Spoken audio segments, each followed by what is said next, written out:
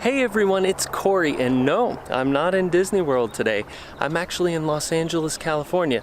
Landed just a short time ago, and I figured I'd do something a little bit different today. I have some time to go kind of just sightseeing around the area, and I figured it would be cool to go check out some of the locations, the landmarks that have some significance to Walt Disney's life. Some of them a great deal of significance. And I figured it would be cool to go around, share those landmarks with you, see the condition that they're in today, and just have fun hanging out around Los Angeles. So what do you say? Let's get going. So in 1923, at the age of 21 years old, Walt Disney first moved to Los Angeles, California, to try and start a career as a director. And when he did, he moved in with his uncle Robert Disney right here, 4406 Kingswell Avenue. And unfortunately, guys, it's not looking good for this property at the current moment. You can see there's all this fencing in front.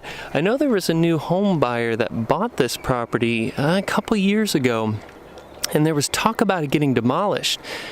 But then I heard that wasn't going to happen. So maybe they're just in the middle of completely refurbishing this place, but it looks like it's definitely in some rough shape. There is so much history behind this location right here. And this is the original house that Walt Disney moved in 1923. Like I said, when Walt first moved in here, his plan was to become a director. Now that didn't work out for him. He continued to work on his animation skills though in a small garage, more like a shed at the back of the property here in this house. It's amazing to think that he rented this little shed from his Uncle Robert and worked on his animation skills and actually started Walt Disney Studios in this little shed in the back of this house. And the original location of that shed would have been straight back there where that bush is, so directly to the back left corner of the property. And that's where Walt Disney would work on his animations. Pretty cool. There's even more history to this house. Like I said, Robert Disney, Walt's uncle, owned this, and it was in the Disney family for quite some time. Actually, Roy Disney, Walt's brother, was married right here at this house. And there's actually some footage out there of Walt and Roy and some others out in the front yard here of the house when he got married. So if I can find that video, I'll put it down in the description below because it's pretty cool.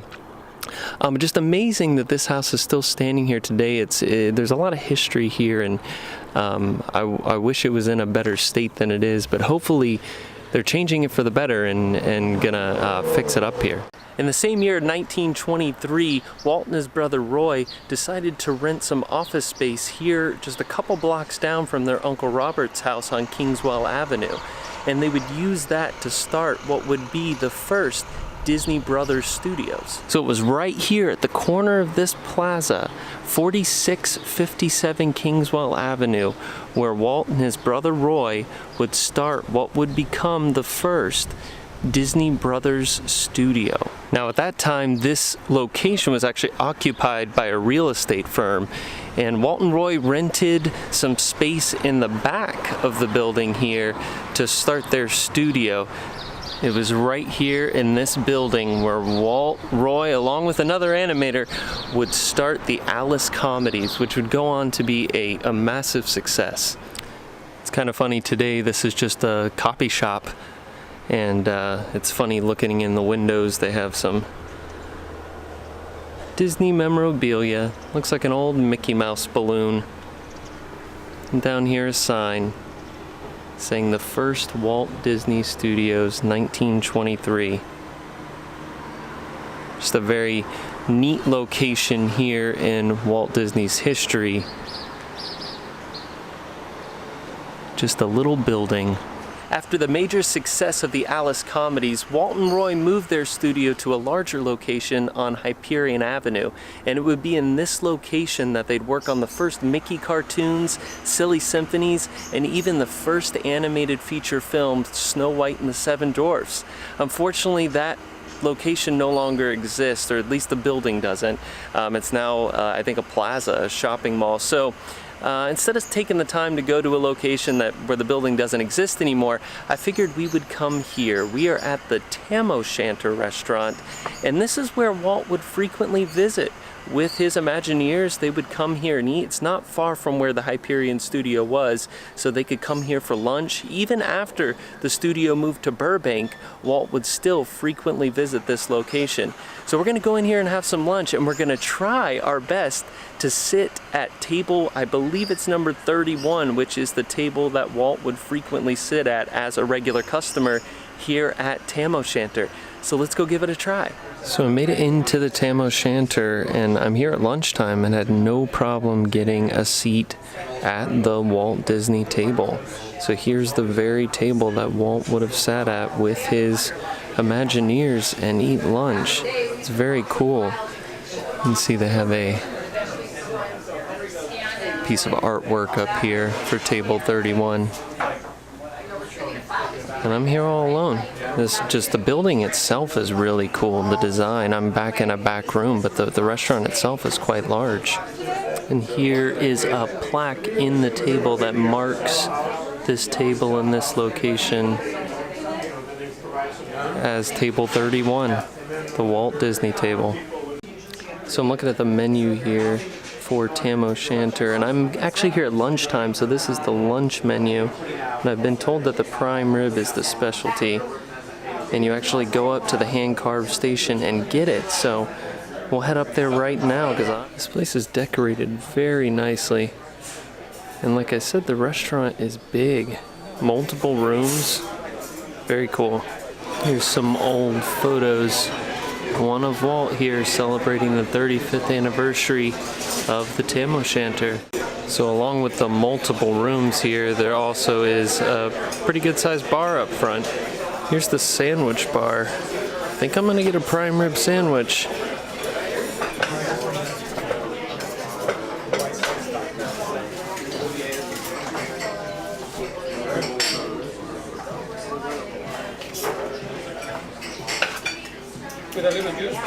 Yes, please.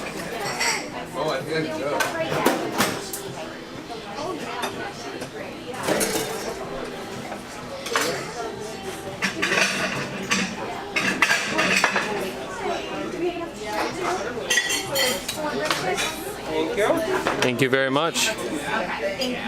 So I ended up with the prime rib sandwich on this onion roll. And you can see him hand carving it up there. Got some, what looks like a peanut coleslaw, some potato salad, pickles. I got some Dijon mustard and some horseradish there for my sandwich. And this looks really good. There's some construction work being done right out front here. I actually asked because this was my first time ever coming to the restaurant. Didn't know if this ever existed before. This was just all parking lot before.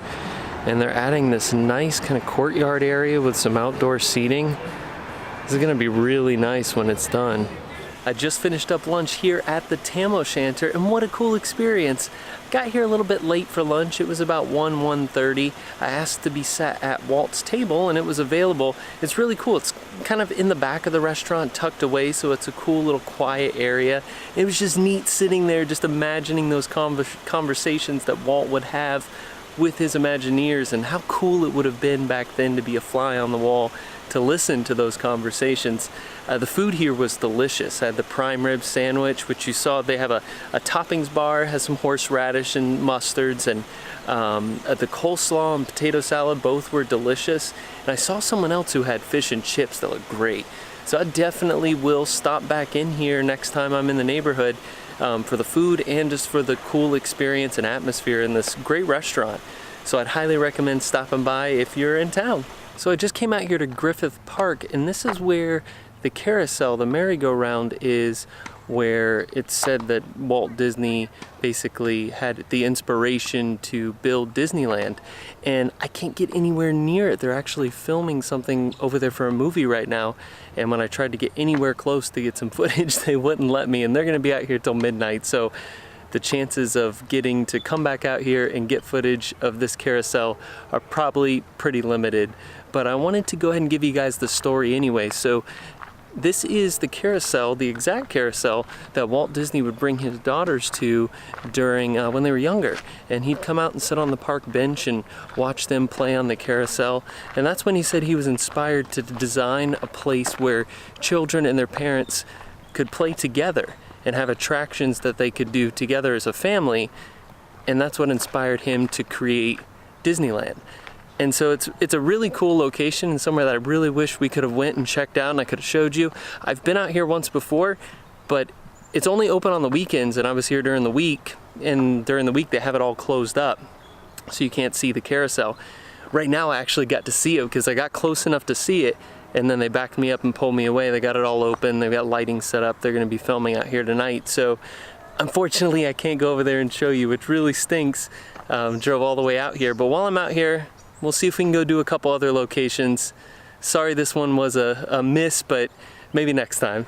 Walt Disney was a big train lover, so much so that in his Holmby Hills home, he actually built a small-scale steam railroad that he could actually ride on. And along with the railroad, he built a barn. Now the barn was modeled after a barn that was at his childhood home. He would use the barn to work on the railroad and to build the trains. And in 1999, that barn was actually relocated right here to the Los Angeles Live Steamers Railroad Museum. So let's go see if we can check it out. So here's the deal. I knew that the barn would not be open today. It's only open on Sundays, but I did not know that the barn actually sat within the gates of a park that was locked up. I thought it was something that I could just go walk around and show you the exterior of the barn. We're still gonna see if we can walk around there and find it because I don't see it from here, but check out this train. Look at these train sets in here. How cool is that? I wish it was Sunday, because this is a really neat looking museum. All riders must have tickets before getting in line. Is there actually a train that you can ride here? So I'm walking along the edge of the road here, and it's kind of dangerous because there's cars just flying by, but this is the bike track. So I'm staying in the bike lane. Hopefully I don't get run over. And check that out. So there is, wow. There is a train. You can see tracks right there. Look at those tracks in the concrete there. That's really cool. That's a big model train. That's so neat. And there's a train car right back here. That's really cool. All right, next time I'm in town, I'm definitely coming back here. Look at this thing. This is so cool. I love trains. I think model trains are awesome. And the idea that there's something this large here is really neat. So here it is, guys. I think this is the best view that I'm gonna be able to get over this fence. That is Walt's barn. Very cool. I wish we could get closer and I wish we could go inside. If it was open today, we'd definitely go in there and check it out. But that is the barn that Walt built at his Holmby Hills home, along with his railroad. It's very cool. So I was gonna walk down this trail back around behind the train museum until I saw this sign. Mountain lions, I don't think so. So on my way over here to Burbank to drive by the Walt Disney Studios, I stopped into the Forest Lawn Cemetery here in the Hollywood Hills to check out a gravesite. We're gonna go there right now. And that's the gravesite of Walt's brother, Roy O. Disney. His tombstone reads, "A great and humble man. He left this world a better place." And those of you big Disney fans out there already know how important and vital Roy was to Walt's life. Walt was a genius and could dream up and imagine the most amazing things. But when it came to realistically making it come true, without the involvement of Roy and his ability to get the financial backing to be able to support these dreams and ideas that Walt had, it would have never happened. So he was a very important, very vital part of Walt's life all the way through the design and creation of Disneyland, and then even more importantly, the follow-through and development of Disney World. Walt Disney died in 1966, and it wasn't until 1971 that Walt Disney World opened in Florida. And if it wasn't for the dedication and hard work on Roy Disney's part to fulfill his brother's dream, we wouldn't have Walt Disney World today. So much credit is deserved by Roy Disney for fulfilling that dream and giving us what we have today as Walt Disney World. I know I'm standing behind Roy's tombstone now, but I wanted to show you an interesting thing about the location of his gravesite here. When we look out to the distance, it's hard to see, but to the left of this tree is the hospital where Walt Disney died, and to the right of that tree, right beyond these trees here, is Walt Disney Studios, where it still stands today in Burbank, California. Just interesting that Roy's right here, facing towards studios that him and his brother created. So before leaving Forest Lawn Cemetery here, I drove up to the very top of the cemetery, which is really cool. The view that you get of Burbank and the studios out here is just awesome. So right now we're looking out over Warner Brothers Studios. I don't know if you can see in the distance there, right in the center of the screen, that is the water tower on Warner Brothers Studio lot. And then over to the left here are a lot of the sound stages on Warner Brothers Studios. A lot of TV shows and movies have been filmed over there. I mean, right now that's where The Big Bang Theory's filmed, that's where Friends was filmed, Full House. A lot of really legendary TV shows came out of that studio over there. Just really neat view that you get up here at the top of Forest Hills. In 1938, Walt put money down on a 51-acre lot here in Burbank, California. And in 1940, the studio opened up. You know how to get things done quickly.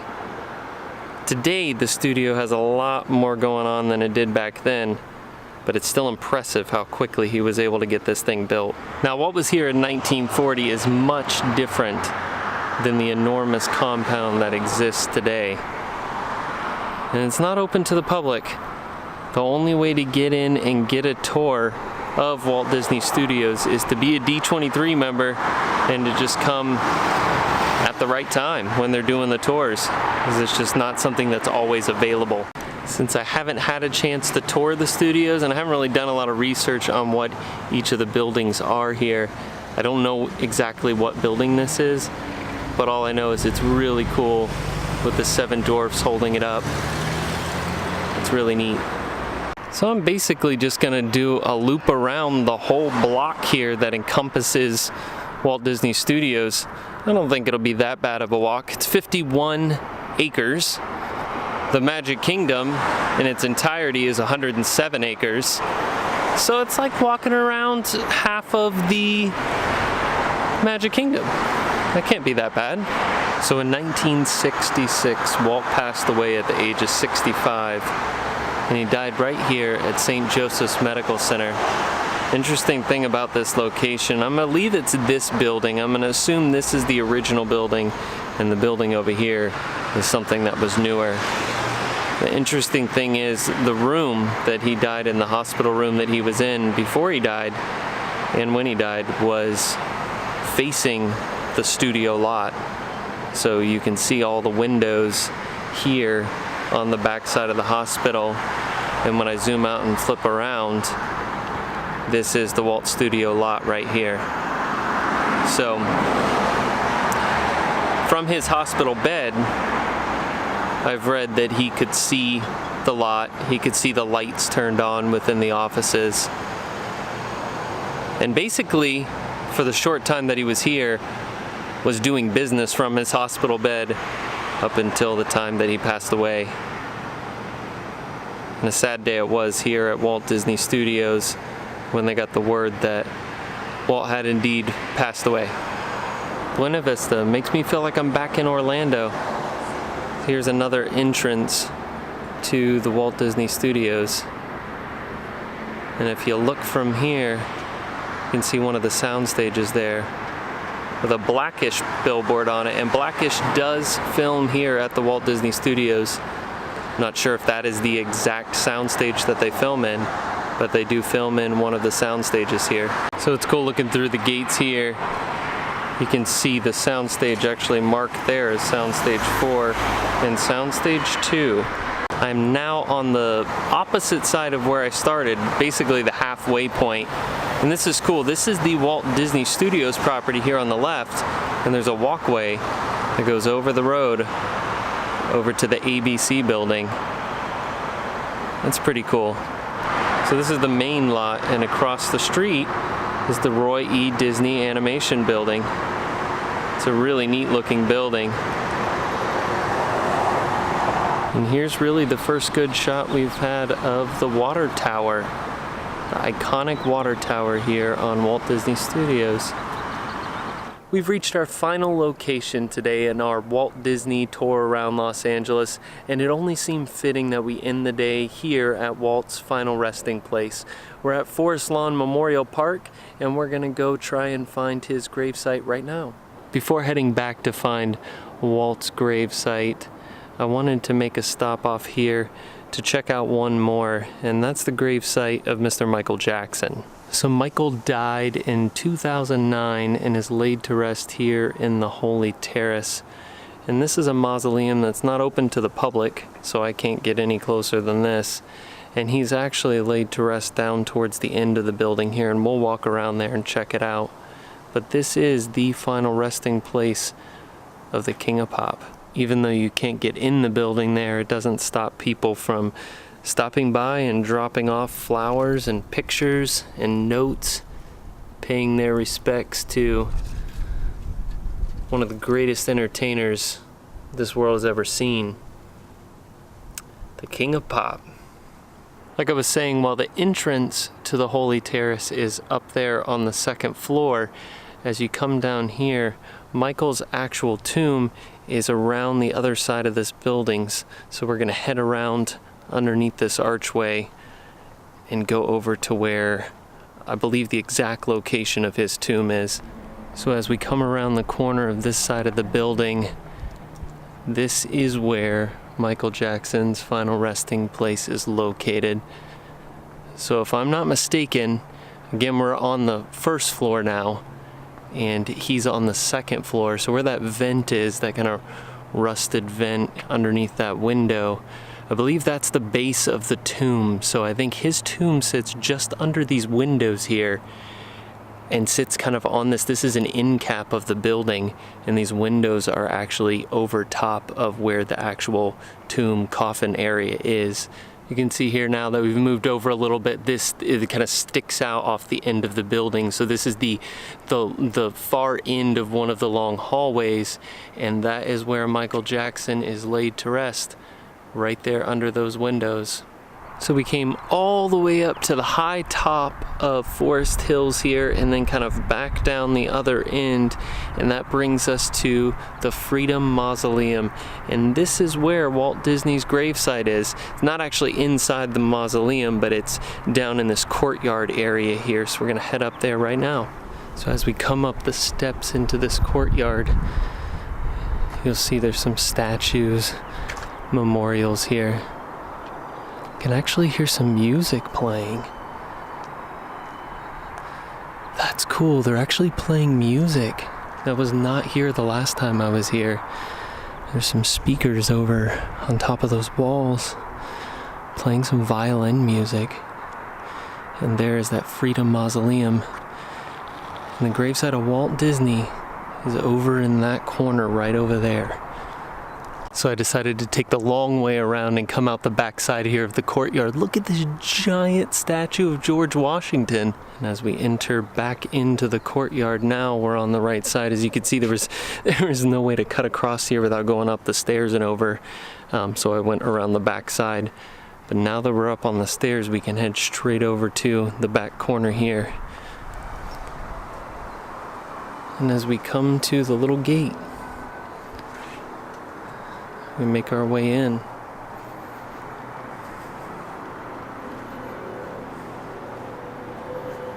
And here is the final resting place of Walter Elias Disney.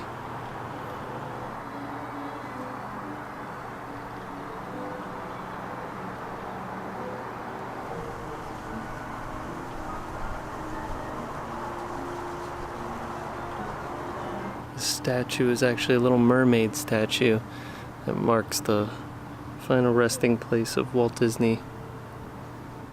As you can see, Walt doesn't get flowers. He gets little Mickeys.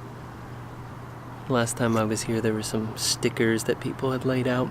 Well, that's going to do it for me here today in Los Angeles. I hope you guys enjoyed coming along with me as we checked out these locations from the life of Walt Disney, and it was fun. If you want to do something like this and you're in the area, a lot of these locations are not very far from each other, so it's not that difficult to kind of plan it out and put it together. As you saw, the only thing we ran into was just issues with some places being closed, being able to get as close as we want to really get, you know, the full tour, but still had such a great time visiting these locations, and I'll definitely be back to them again when I'm out here in the future. So that's going to do it for me here today. If you enjoyed the video, please thumbs up below and subscribe for more like it, and I will see you next time. Have a great night.